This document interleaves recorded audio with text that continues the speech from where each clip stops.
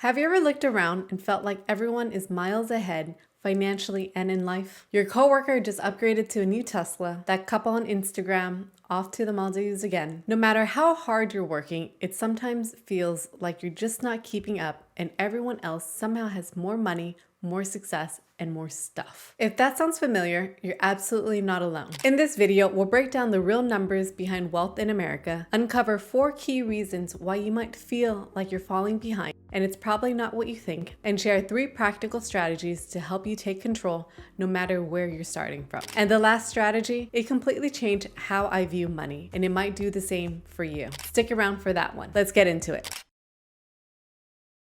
According to 2023 Federal Reserve data, the median U.S. household net worth clocks in about $193,000. But note, most of it is locked up in home equity, an illiquid asset you can't use or unexpected expenses without selling your house or taking on more debt. When we take a look at liquid resources, the cash you can actually spend, the Federal Reserve Survey of Consumer Finances show a median transaction account balance of just $8,000. And a Bankrate study finds that over 59% of Americans couldn't cover a $1,000 emergency with savings alone. Meanwhile, real disposable income has inched up only marginally, yet 52% of Americans say their wages aren't keeping pace with inflation, driving ongoing financial stress. Although optimism about 2025 has ticked up, 44% expect their finances to improve versus 37% last year. A majority remain doubtful that they'll feel more secure. Debt burdens only deepens the strain. The average American now carries over $97,000 in total debt, and credit card balances have hit over $1 trillion in 2024. So while the headline 193,000 median net worth sounds positive, it masks a stark reality. Most households have far less cash on hand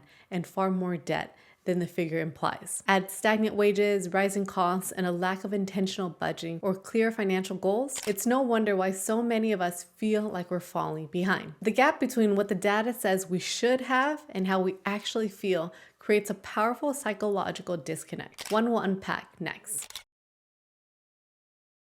So why do we feel like we're falling behind? First, the social comparison bias. We instinctively compare our behind-the-scenes reality to someone else's highlight reel. The vacations, new cars, and seemingly perfect Instagram lives. This skews our perception of what normal success truly looks like. In today's hyper-connected world, we're constantly exposed to carefully curated versions of others' lives, especially on social media. People typically showcase their best moments, exciting trips, new purchases, or seemingly effortless success. What we rarely see are the everyday struggles, careful budgeting, financial anxieties, or sacrifices made behind the scenes. Think about it. When was the last time someone shared that they skipped dinner out because they couldn't afford it, or admitted the stress of paying off credit card bills? It's obviously not the sexiest topics. This constant exposure to selectively portrayed financial lives creates an unrealistic benchmark. Remember, you're comparing your behind-the-scenes struggles to someone else's polished highlight reel.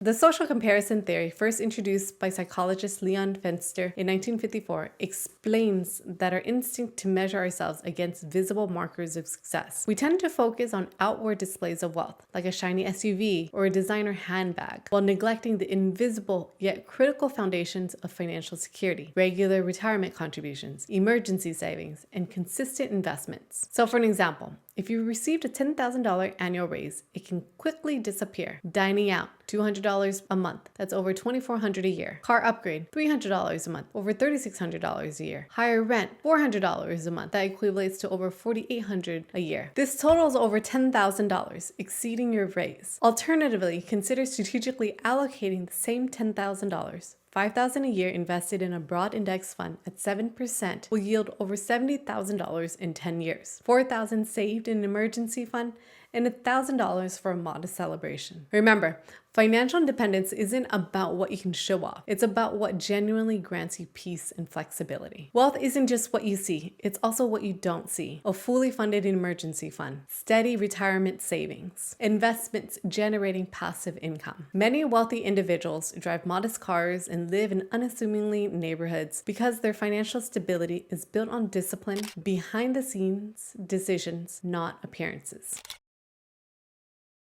We're often told that hard work leads to success, but the reality is that everyone's financial journey begins at a different starting line. Factors like inherited wealth, family support, access to quality education and career opportunities, and the burden of student loans debt can create vastly different initial conditions. This makes directly comparing our financial progress to others, especially those we perceive as more successful, comparing upward, not only misleading, but potentially harmful to our well-being. A common way we compare ourselves upward is through job titles and career paths. This type of comparison can be misleading because job titles don't always reflect true value, skills, or progress. So for an example, being a VP at one company can have the same responsibilities as a senior manager at another. Titles vary so much by company, industry, or even the area in the country you live in, making them unreliable indicators of true progress. The issue of misleading job titles comparisons is further compounded by the fact that individuals enter the workforce with vastly different starting points. Now, if you work at a startup, you should know that title inflation is a real thing, a tactic some founders and CEOs use for employee retention. So instead of comparing yourselves to your friends who have different titles, focus on your skills and growth. Ask yourself, am I learning new skills? Do I feel happy and am I satisfied with my work? Do I enjoy my work? Am I moving closer to my goals or do I feel stuck? If you're feeling stuck, it's important to do something about it. Working on your own growth and choosing goals that matter to you is much better than comparing ourselves to someone else's job title or what we might think is their success. Without a clear understanding of what enough means to us personally, external marketing and societal pressures will fill the void, fueling impulsive spending and relentless comparisons rather than purposeful growth. When you haven't defined your own vision of financial success, you become susceptible to messaging that insists more is better. Modern marketing, from Instagram ads showcasing the latest gadgets to lifestyle influencers flaunting designer items, promises fulfillment through consumption. This creates perpetual feelings of scarcity, even when our basic needs are comfortably met. So without a clear benchmark of what genuinely matters, security, flexibility, or purpose, we're more likely to chase external ideals. New phones, subscriptions, must-have experiences. Yet each new purchase brings only fleeting satisfaction, perpetuating an endless cycle of impulse spending and dissatisfaction. So, in short, clarity about our personal vision is crucial to setting realistic goals and achieving genuine financial confidence. So here are some key strategies. You want to define your version of success, your life blueprint, and finding enough. The first step towards financial security is to stop comparing our journey with others and instead clarify what truly matters to us. Identify our core values, set meaningful goals, and craft a personal blueprint for our life. Central to this strategy is defining our personal sense of enough. What does enough look like? Perhaps it's a modest home in a secure neighborhood, reliable transportation, or one memorable vacation annually. Or maybe it's achieving financial independence to enjoy extensive travel. There's no one-size-fits-all definition of enough. Enough should align with genuine desires, not societal expectations. So we need to ask ourselves, what experiences do I deeply value? What impact do I want to make? What daily lifestyle would make me feel truly fulfilled? Is it family time, creative pursuits, financial freedom, or security? Set financial goals that align with this personal vision rather than chasing someone else's highlight reel. So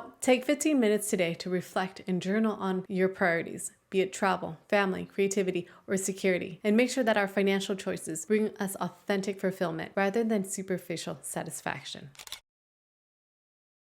With clarity around our personal definition of enough, the next crucial step is creating a realistic financial roadmap. Recognize and address the gap between our financial aspirations and our current situation. Then strategically bridge this through intentional planning. We should begin by honestly assessing our current financial standing. Determine our actual disposable income after our essential expenses. With a clear picture, you can intentionally direct resources towards what truly matters. Now, if you're looking for a simple and effective way to manage your money and work towards your financial goals, I recommend the MAP framework. It's an easy to remember approach that breaks down income into 3 key areas. First, allocate 50 to 60% to your must-haves. This covers all your essential expenses like rent, groceries, bills, bills and debt payments, the absolute necessities for getting by. Next, dedicate 25% of your income to aspirations. This is your future-focused money, with 15% going towards investments for long-term growth and 10% allocated to savings for shorter-term goals like an emergency fund or a vacation. Now, if we have a lot of debt, we want to make sure that we're paying off the debt first, especially high interest rate credit cards. Finally, we want to set at least 15% for pleasures. This is our guilt-free spend money for the things that we enjoy: hobbies, entertainment, dining out,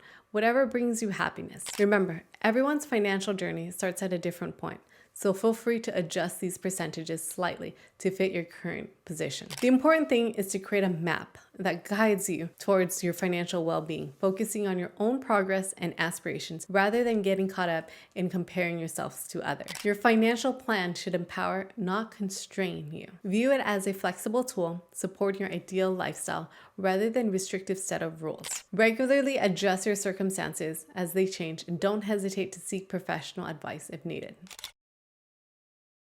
Last but not least, make progress every day, the 1% improvement, and celebrate the small wins. With our personal definition of success and a clear financial plan, the final element is consistent action and embracing incremental progress. Financial security is a marathon, not a sprint. Rather than being overwhelmed by lofty goals, focus on small, consistent improvements, just 1% better each day. In fact, research shows that becoming 1% better daily results in being 37 times better after a year, highlighting the incredible power of consistent, small steps. You can counteract the highlight reel mindset by acknowledging the value of the journey itself, the countless small choices that build financial stability, such as saving an extra $5 today, negotiating a bill, reading an article on investing, practicing gratitude. Celebrate your small victories to maintain this motivation. Remember, financial happiness is not solely measured by growing account balances, but also by appreciating our current life. So, the next time you feel tempted to compare your financial situation to others, recall this perspective. Most people have less liquid wealth than it appears.